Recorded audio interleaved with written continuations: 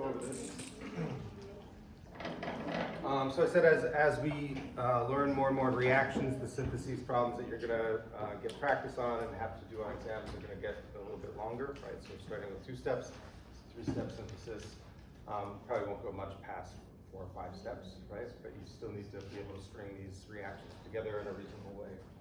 Okay, so let's take a look at this reaction. So this involves a reaction that we learned the other day, hydration reaction.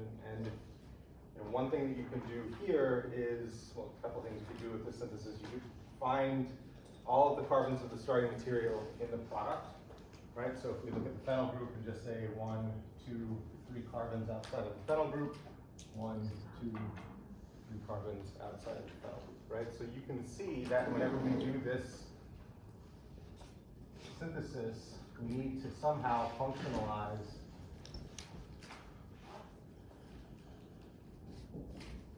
this carbon, okay? Or we need to keep that carbon functional, because that's the carbon in the molecule that's changing the most, right? You can see it's growing in oxygen. You can see we're also gaining a carbon-carbon bond, right? So anything that you do here has to keep that carbon functional somehow, so we can still do something to it. So the first reaction that you're going to do is the reaction we learned the other day, which is hydroboration-oxidation.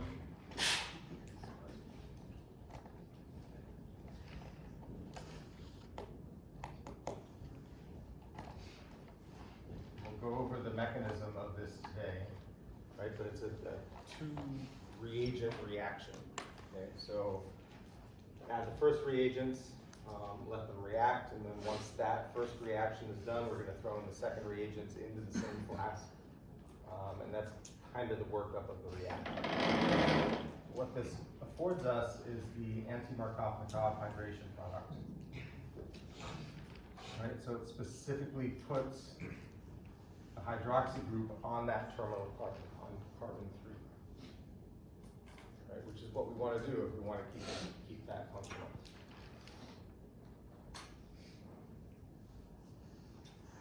Okay, second step of the synthesis, you can see that we're making, to get to the product, we need to make a carbon-carbon bond, and so what we have to do is make this carbon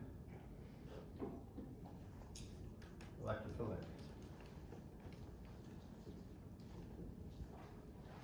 As an alcohol, that is not an electrophilic carbon, right? We have 2 hydrogens there. The bond is polarized towards oxygen. There's no leaving group to push out. Okay, so to make that an electrophile, to oxidize it to an aldehyde. So we can do that a couple of ways. We just use PCC. Run that reaction in dichloromethane.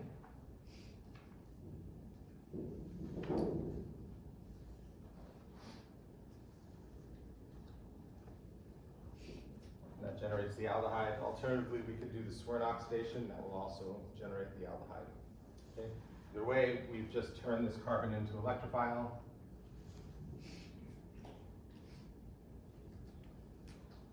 We can add a Grignard to make a secondary alcohol.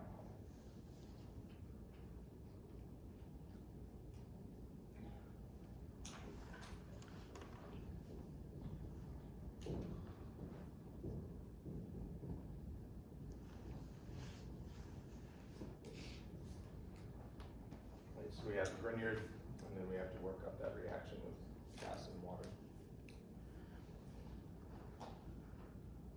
Any questions about this? Okay. Again, so for the synthesis, it's helpful sometimes, if you can, to work 1 step backwards, right? So if we look at the product, see that we have a secondary alcohol, we only know a couple of different ways to make a secondary alcohol, right? One of the, I'd say, most notable is through the addition of Grignards to aldehydes. That's going to give us a secondary alcohol. Questions before we move on? Okay.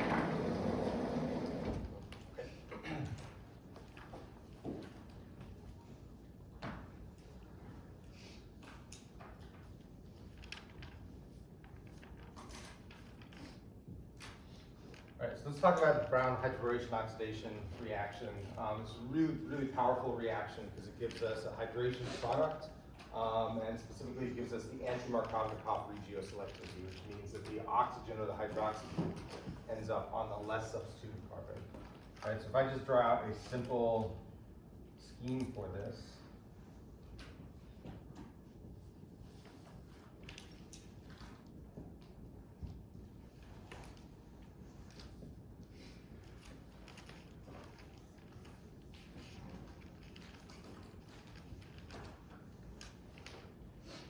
see that the net reaction is addition of water across the double bond, right? And then the oxygen ends up on the less substituted carbon.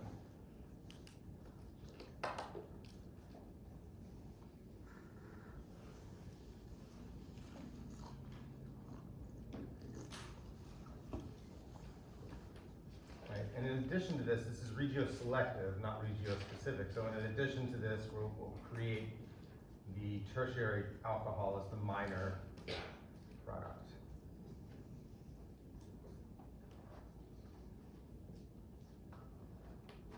Right, so I think if we were to go into the lab and run this reaction, we'd probably get about a 90-to-10 ratio of the anti-Markovnikov to Markovnikov hydration products using borane tetrahydrofuran.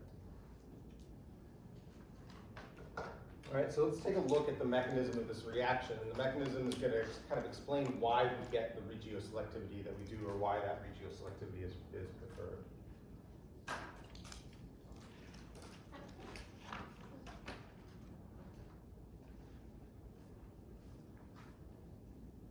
All right, so let's talk about the reagents first really quickly.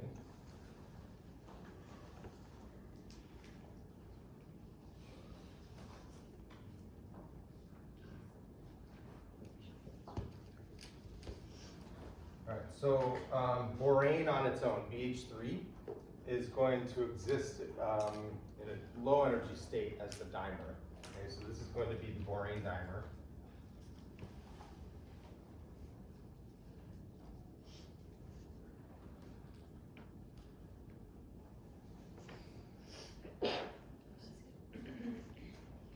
All right, but if we think about borane just as a molecule on its own, its reactivity, remember that boron is in the third column. It's going to make 3 bonds, have 6 electrons around it.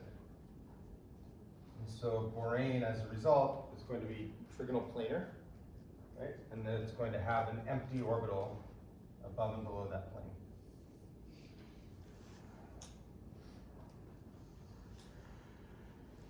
Right? The hydrogen-boron bonds, does anybody remember which direction hydrogen and boron will be polarized?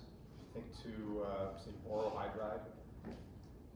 Towards boron. It's polarized towards the hydrogen. Great, yeah, so the hydrogen is going to be more electronegative, right? And so these bonds are going to be polarized towards hydrogen, giving each hydrogen a partial negative charge, right? And the boron with a empty p orbital, a partial positive charge, which is pretty important. Right. One of the reasons why we use THF for this reaction is that the THF breaks up the borane dimer.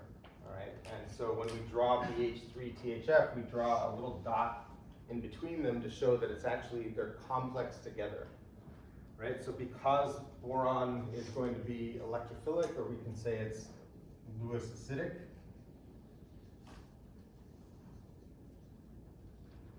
it's going to be able to interact with oxygen of the THF just through a Lewis acid Lewis base interaction.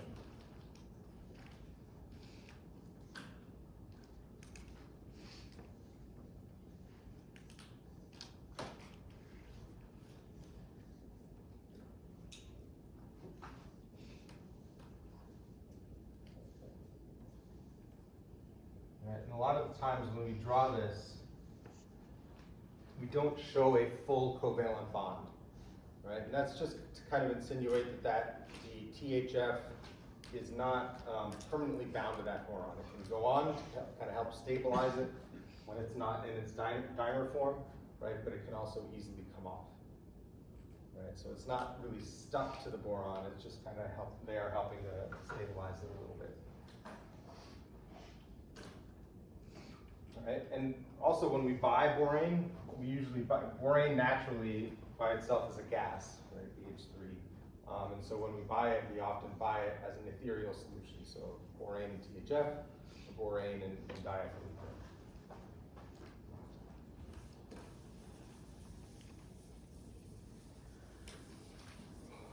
When we draw the mechanism, we're usually just drawing the mechanism with BH3. All right, so we're ignoring the THF complex or the dimer.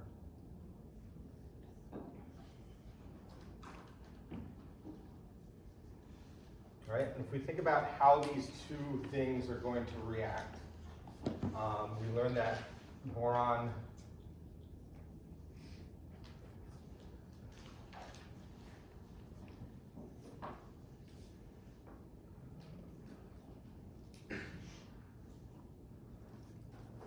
has a partially positive boron and a partially negative hydrogen. When the double bond breaks away from this alkene, which carbon is going to be able to adopt a positive charge more easily? Which of those two carbons?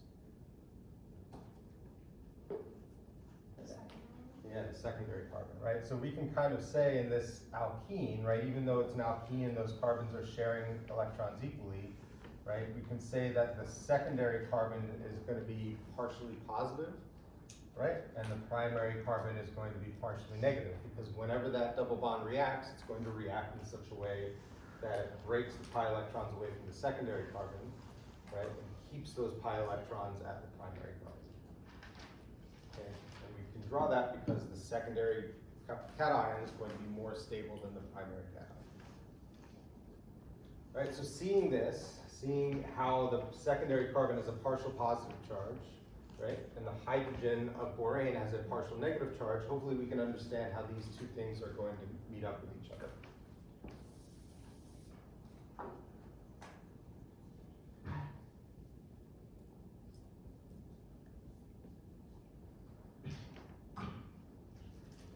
Right, so when we draw the first step of this reaction, this is called a type of mechanism is called a metathesis. Right, we're going to show that the pi electrons are breaking away from the alkene, right, and going to the more Lewis acidic of the atoms in borane, right, and then the BH sigma electrons are breaking away from boron and going to the carbon that could better hold a positive charge.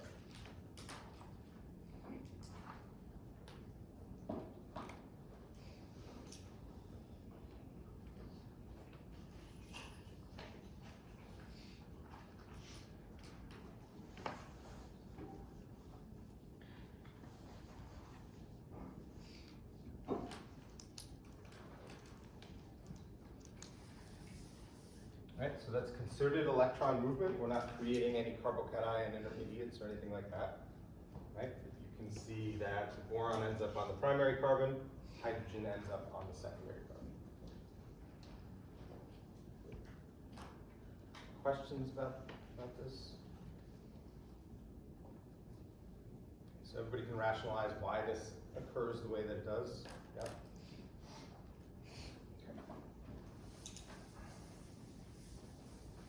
So if we look at the structure of this intermediate, you can see that boron has two more BH bonds, and both of these BH bonds are going to be reactive, right? And so this metathesis is going to happen two more times.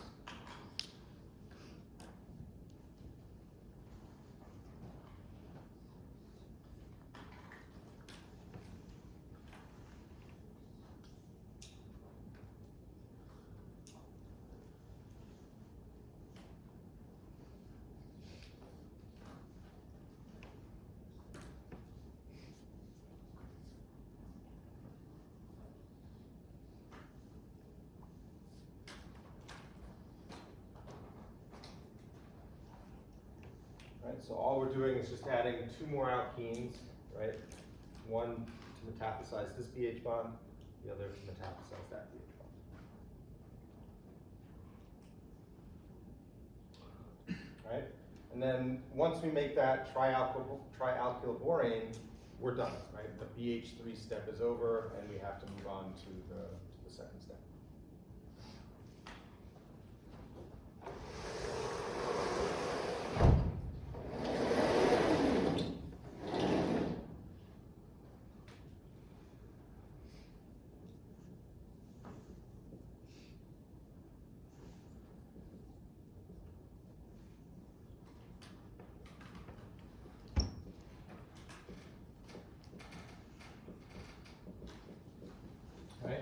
first step though that sets the regioselectivity for the reaction, right? That determines what atom gets hydrogen and what atom will eventually get oxygen.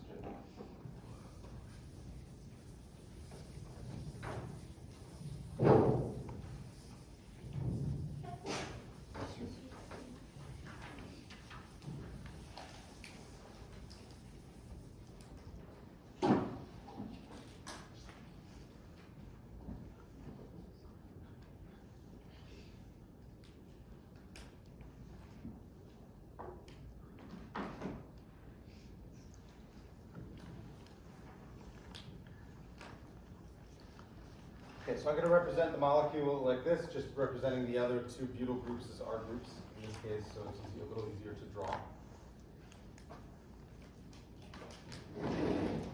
Alright, so the second set of reagents is a hydroxide, sodium or potassium hydroxide, right? And then hydrogen peroxide.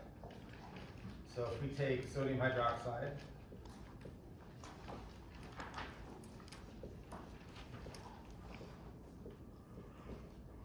and hydrogen peroxide. Hydrogen peroxide is going to be more acidic than water, right? More acidic than alcohols.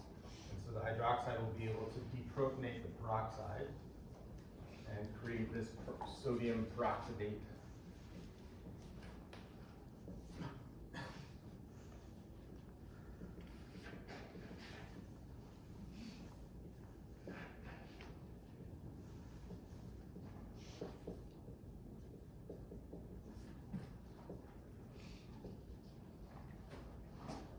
And so this is going to be the active reagent in the second step. This is what's going to start it all up.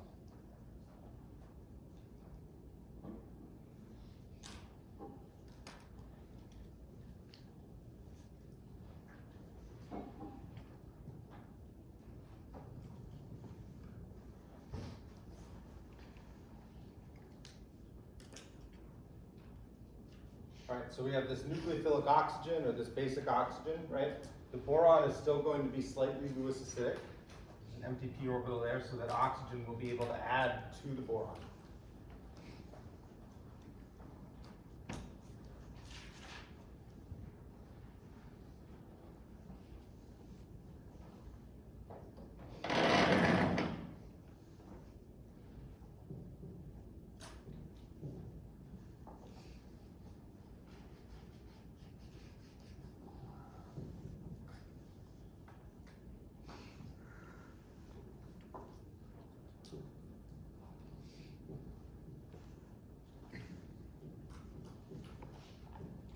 Right, if you know anything about peroxides or oxygen-oxygen bonds, right, we know that they're really weak. Peroxides are explosive, and yeah, that oxygen-oxygen bond can break very easily. All right, and that's a kind of a key feature of this reaction.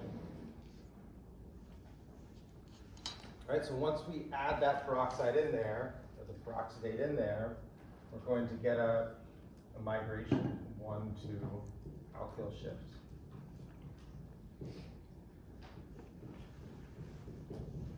Right, where the alkyl group that we just underwent hydroboration is going to shift from boron to oxygen, right? And then it's going to kick out hydroxide. Okay, and this is one of the examples where hydroxide can be a leading group, right? Or in really, really highly basic conditions, right? Hydroxide and peroxide, and in this case, hydroxide can be a leading group.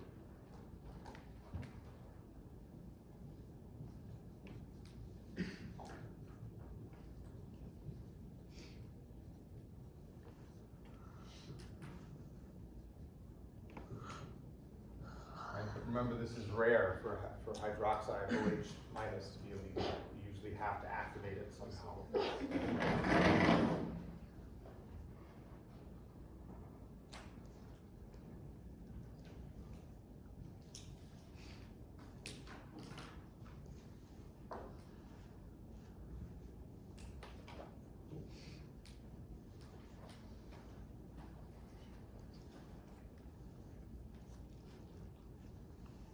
Questions about this? So this step is usually confusing to a lot of people, right? Because we've seen alkyl shifts, right? But those alkyl shifts are hydride shifts, but those alkyl shifts are those other rearrangements occur going from one carbon to another carbon without or with a positive charge, right? We've never seen an alkyl shift going from a boron to an oxygen. Right? So does everybody see what's going on? Everybody kind of visualize that electron movement? Questions? Is it just because that bond is with boron? That this is happening? I think it's probably because of the weak high energy oxygen bond. And so if this migration, well, first of all, I guess I forgot my formal charge here, right? So boron is going to have a formal negative charge. Sodium ion counterbalancing that charge.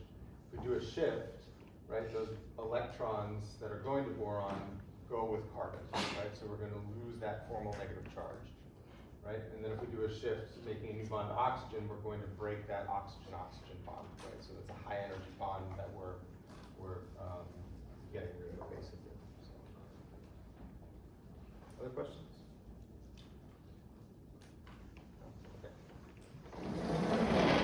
All right, so we have 2 more R groups, so this is going to happen 2 more times.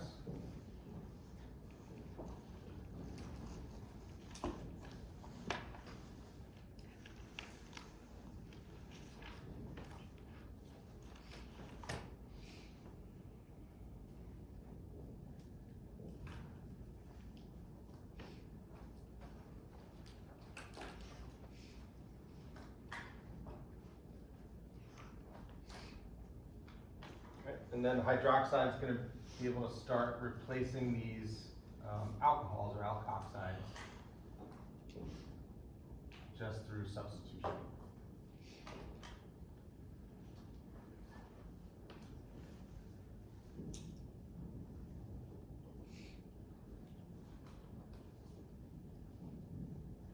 Right, and then when we work up this reaction, we'll usually, if we're see the second set of conditions are really basic, so we'll work it up with acid, and that will give us the alcohol.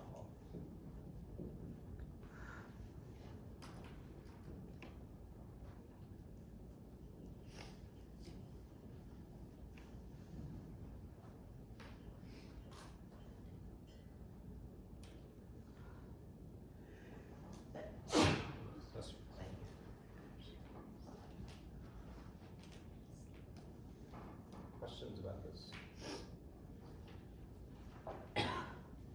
So would this reaction make 3 different alcohols if there's 3 different groups of oxygen atoms?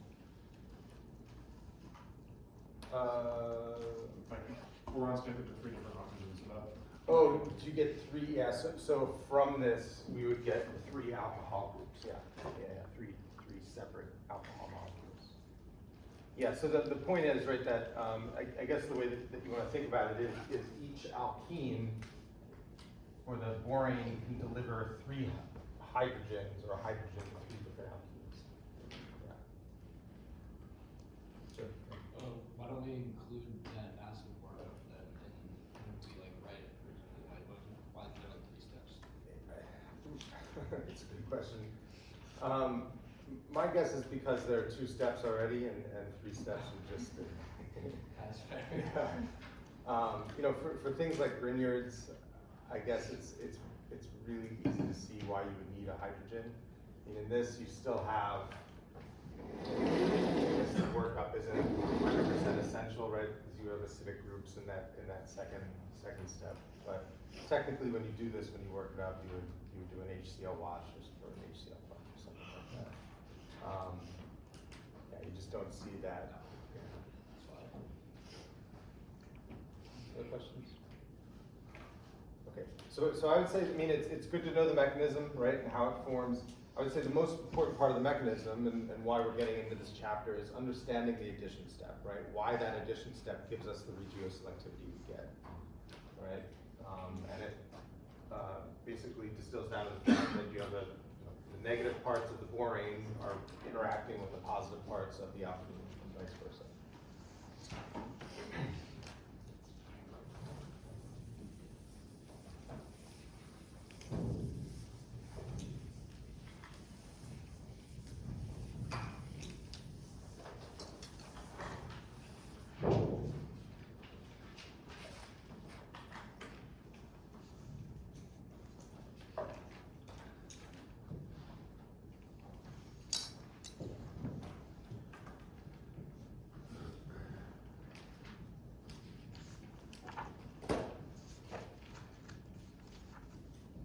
All right, really important when you draw out a scheme for this reaction that you put numbers in front of the reagents, right? Because they are sequential additions, right? We're not putting everything in there at the same time, so just make sure for all of the reactions, right, that require sequential additions, that you're showing the numbers at the beginning. Otherwise, it means you dump everything or all of those reagents in there at the same time.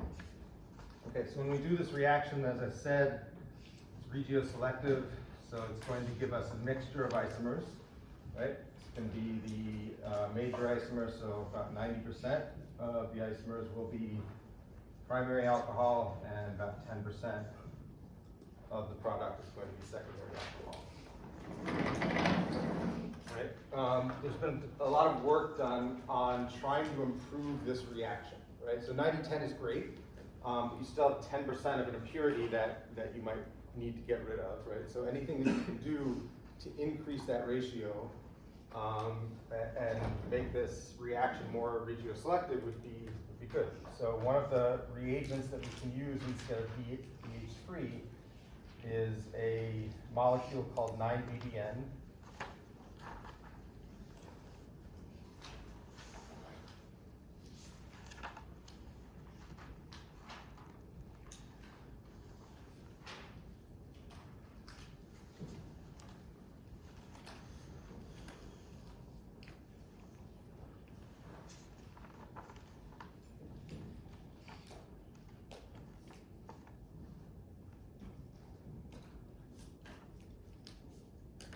Draw this out really quickly.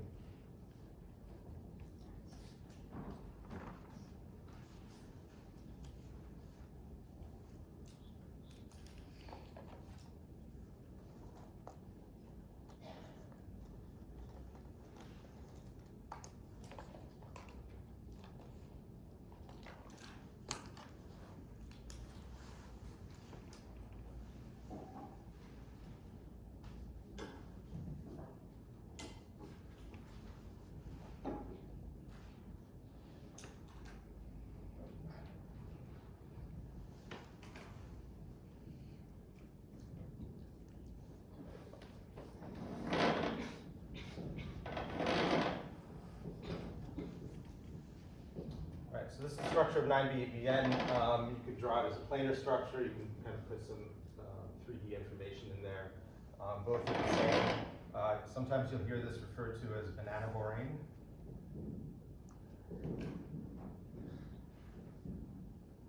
Okay, because when it's drawn, that kind of looks like a banana. Right, and so if we were to do this reaction with 9-BDN, with banana borane, what we would see is that we would improve these ratios to about 99-1.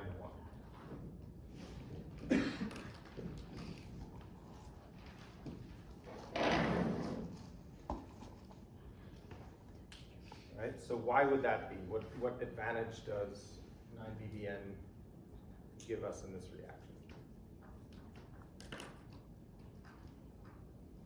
Think about how these molecules have to line up, right, in order for that first hydroboration-oxidation to take place. What's going on here?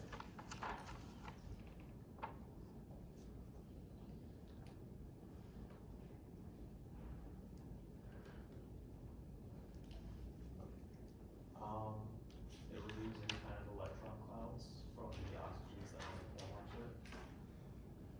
I'm not sure, like, what do you mean by removing? Well, oxygens are very bulky compared to carbons, and although the carbons have hydrogens on them, there's less electron density. So we don't have any oxygens in this first step, right? It's just the alkene and the borane that's in that first step. Yeah. BH3 has 3 hydrogens, and this one would have only 1, so there's less room for, like, borane makes 3 bonds, and you have to,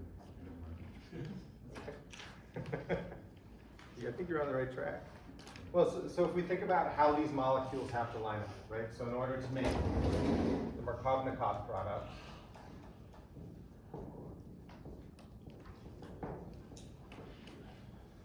we'll just say we have our alkene and BHR2.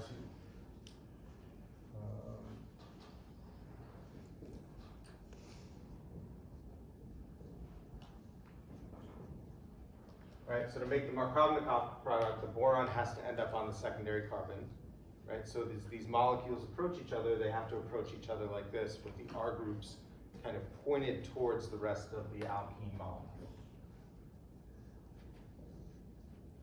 Right? Versus if we have the anti-Markovnikov product, which is the major product.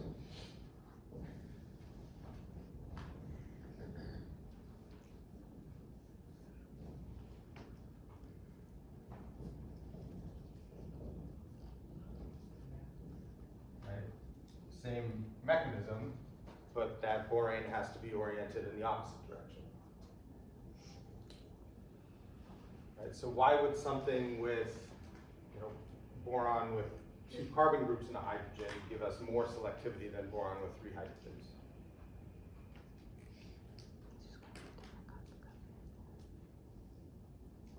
I guess why is the higher energy addition, or why is the addition on top higher in energy than this addition? Is it possible like the p orbital of the pi bond there kind of makes it difficult for the entire ring to come in? That's kind of. Why?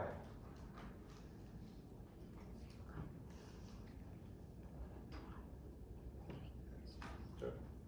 So, in order to form the Markovnikov product, that borane and the hydrogen have to kind of both align with that pi bond in the same way. That kind of makes sense in the sense that the carbon part of the banana borane is so bulky, it's gonna run into all the other carbons, so it'd be much easier for it to flip the other direction since there's nothing for it to run into.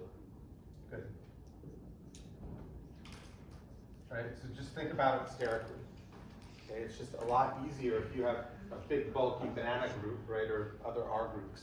This isn't the only selective borane reagent. There are other borane reagents that have set butyl, groups hanging off the boron, other bulky groups, right? But they all come down to the same reasoning, that if you have those bulky groups are going to create a lot of steric hindrance with the rest of the carbons in the molecule, right? If it's hanging or if it's oriented in the same direction, right? Here you can see that the R groups are oriented away from the rest of the molecule, okay? And so there's just less steric hindrance.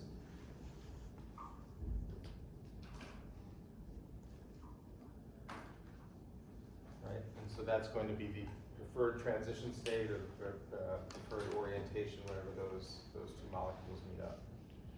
Right, so regular borane with just 2 hydrogens is selective based a little bit on sterics, right, but largely on electronics along the, what we saw with the partial charges. Right, once we get bulky carbon groups onto that borane, right, then we have a much more selective addition reaction, much more selective addition process. In terms of atom economy, right, where it's a crappy reaction. We have a bunch of carbon in this molecule we're not really using, right? It doesn't end up in our product. We basically just take this big molecule. When we're done, we get rid of it. We throw it away. There's only 1 hydride there, right? So, but in terms of reaction selectivity, these work really well, right? I think this is really cool because people discovered this hydroboration early on, right? And not till they figured out what the mechanism was did they start coming up with reagents like this, right? And so this is why mechanisms are powerful or are important. If we know how the molecules are reacting, right, then we can invent new reagents that make those reactions better, more efficient, right, or go in the way that we want them to go. All right, any questions about that before we move on? Okay, I'm gonna go over one more reaction today.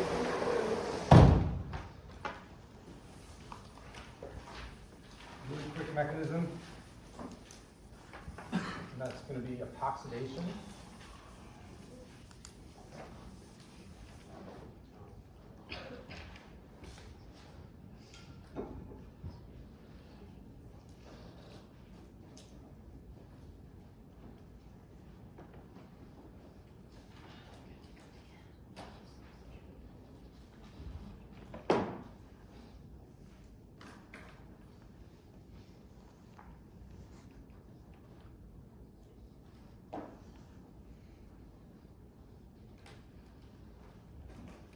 so creation of an epoxide from an alkene, we're adding oxygen basically, or oxidizing that double bond to the epoxide. Right, we use a reagent called MCPBA, which is metachloroperoxybenzoic acid, drawn out really quickly.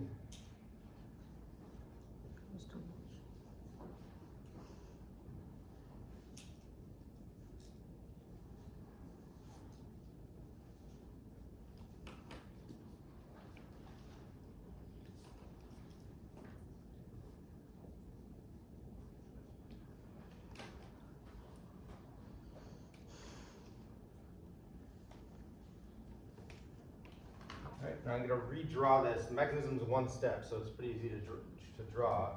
But I'm going to redraw this MCPBA in a way that helps us draw out the mechanism.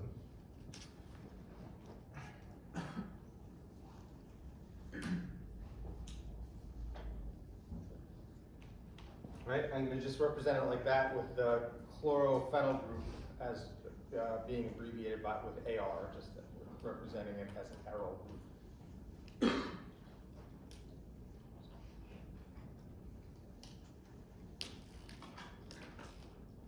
All right, so when we draw this mechanism, as I said, it's one step, concerted, but there are a lot of arrows. All right, so you can see that we have a peroxide, oxygen-oxygen bond. Right, so that's going to be the weakness in this molecule. And so whenever the double bond adds, it's going to add to the oxygen on the end.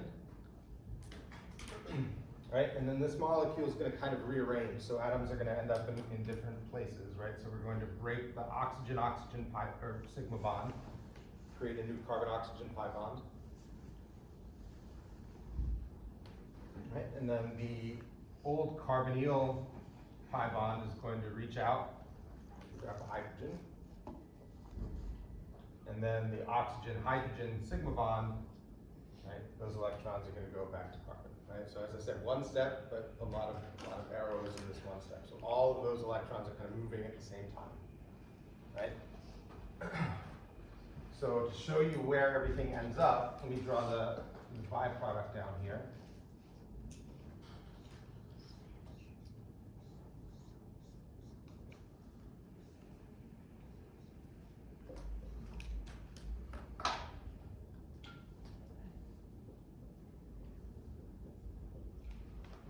Right, so you can see that the peroxybenzoic acid turns into a carboxylic acid. Right, again, it's the terminal oxygen of the peroxide that ends up as the oxygen of the epoxide. Right, and then the hydrogen at the end becomes the hydrogen on the new carboxylic acid. Questions about this? Okay, we'll stop there. On Wednesday, we'll come back. We'll take a look at the stereochemistry of hydroboration-oxidation, stereochemistry of epoxidation, and we'll try to get through the rest of the edition.